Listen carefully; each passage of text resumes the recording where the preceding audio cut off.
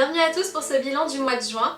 Alors c'est l'été, il fait 35 degrés, tenue estivale, on en profite à fond. Alors niveau lecture, ce mois-ci a été plutôt très réussi pour moi puisque j'ai lu 6 livres. Alors je sais qu'il y en a peut-être qui liront beaucoup plus que moi, mais en moyenne je lis environ 4 voire parfois 5 livres par mois. Donc 6 c'est plutôt un joli chiffre, je suis assez contente. Et en plus c'était pour la plupart des bonnes lectures. Niveau personnel, le mois de juin a été plutôt réussi aussi puisque j'ai ma licence. Enfin c'est pas vraiment une licence parce que c'est une grande école en 5 ans. Mais bon j'ai quand même mon bac plus 3 et donc c'est officiel, j'ai été acceptée en master donc je suis vraiment hyper contente. Alors le soleil commence à se coucher donc je vais essayer de faire cette vidéo assez vite pour que la qualité reste assez bonne. Alors on commence tout de suite avec les lectures. Première lecture du mois de juin, À tous les garçons que j'ai aimés de Jenny Han. Si vous ne connaissez pas, c'est donc l'histoire d'une lycéenne de 16 ans qui écrit des lettres d'amour à tous les garçons qu'elle a aimés, mais qu'elle n'envoie pas en fait, elle les écrit juste pour elle. Mais un jour ces lettres se retrouvent envoyées au garçon en question, et du coup ça devient un peu le bazar dans sa vie, et c'est vraiment assez drôle. Alors ce livre je l'avais gagné un peu plus tôt dans l'année, mais j'avais préféré attendre le début de l'été parce que pour moi c'était vraiment une lecture d'été, et j'avais envie d'être dans le bon état d'esprit. Alors c'est une lecture super mignonne, je lui ai mis 16 sur 20, donc j'ai vraiment beaucoup aimé. Je sais que j'avais lu sur pas mal de blogs que c'était vraiment trop jeunesse, que ça s'adressait à des petites filles, voire pré-ados, mais j'ai pas trop compris, en fait moi je l'ai pas trouvé si jeunesse que ça. Pour moi c'est un roman jeune adulte. L'héroïne a 16 ans, elle est au lycée, elle est préoccupée par des choses de lycéenne. Donc je sais pas, moi je l'ai pas trouvé si jeunesse que ça, en fait je l'ai bien apprécié. J'ai trouvé l'héroïne Lara Jean hyper attachante et les situations dans lesquelles elle se retrouve sont vraiment hyper sympathiques. La suite sort en septembre donc j'ai vraiment très hâte de la lire. Deuxième lecture du mois de juin, Shug de Jenny Han toujours. Alors ce livre est en anglais puisque vous l'aurez remarqué, la première lecture du mois de juin avait été en français, chose assez rare pour moi.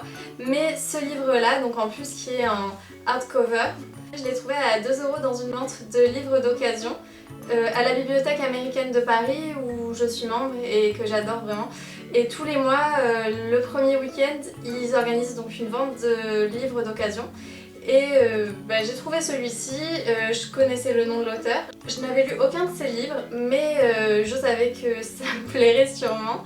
Ce livre-là par contre est très jeunesse. Il n'a pas été traduit en français, donc si vous voulez le lire, il est niveau très facile. Je le conseille même à des ados niveau collège-lycée en anglais. C'est l'histoire de Anne-Marie qui a 12 ans, qui vient de finir son CM2 et qui rentre au collège. Alors en fait Anne-Marie c'est restée une petite fille, elle ne s'intéresse pas aux garçons ni aux trucs de filles. C'est encore une enfant, elle aime s'amuser, tant pis si elle court dans la boue quoi.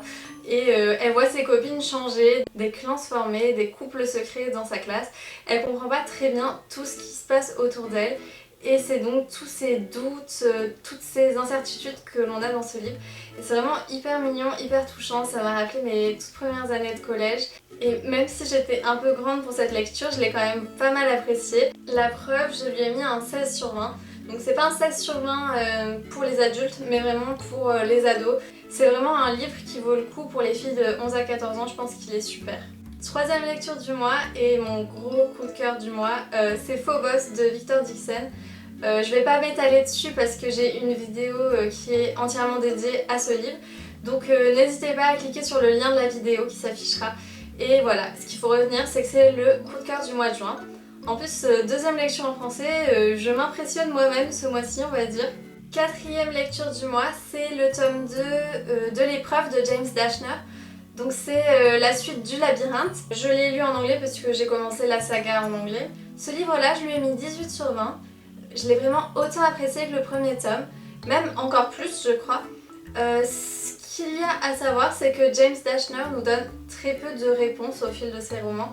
En fait on avance un peu à l'aveugle et on peut jamais imaginer ce qui va arriver ensuite. Enfin franchement moi je voyais jamais rien venir dans ce roman. Tout ce que je retiens c'est vraiment énormément de suspense, énormément de rebondissements inattendus. En plus l'univers change beaucoup puisque dans le premier tome on était enfermés dans le labyrinthe et maintenant ils en sont sortis donc on évolue dans un nouvel univers en dehors du labyrinthe et c'est vraiment des choses auxquelles je ne m'attendais pas. J'ai été surprise du début à la fin et ce qu'il faut garder en tête quand on lit ce roman c'est que tout ce qu'on nous dit n'est pas forcément la vérité. En fait, tout ce qu'on lit, même si c'est une révélation qui semble donner le fin mot de l'histoire, en fait, il faut jamais croire à rien jusqu'à la fin. J'ai ensuite lu Mathilda de Roald Dahl, donc je pense que tout le monde connaît ce livre. L'histoire d'une petite fille qui a 4 ans au tout début, mais qui sait déjà lire, écrire, compter et qui est très intelligente, en fait, plus intelligente que la plupart des adultes.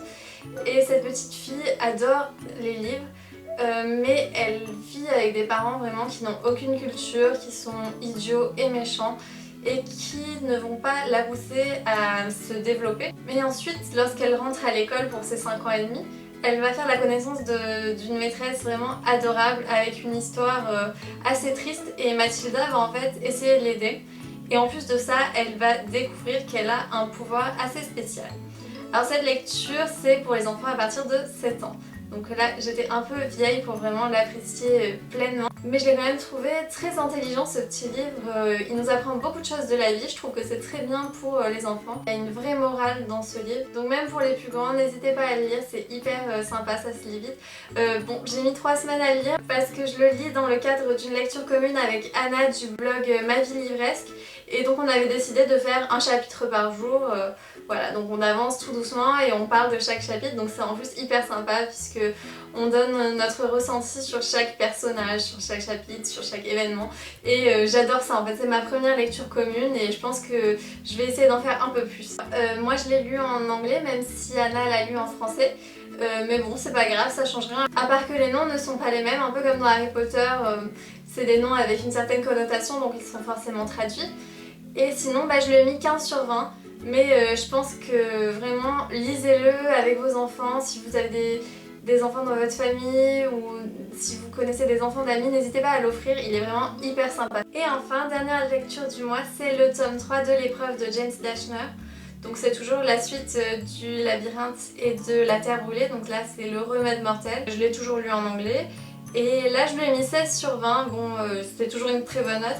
Mais c'est juste qu'il y a un peu moins de suspense que dans les 2 premiers tomes. Bon, je vais pas vous dire pourquoi, mais vous comprendrez au fil de vos lectures.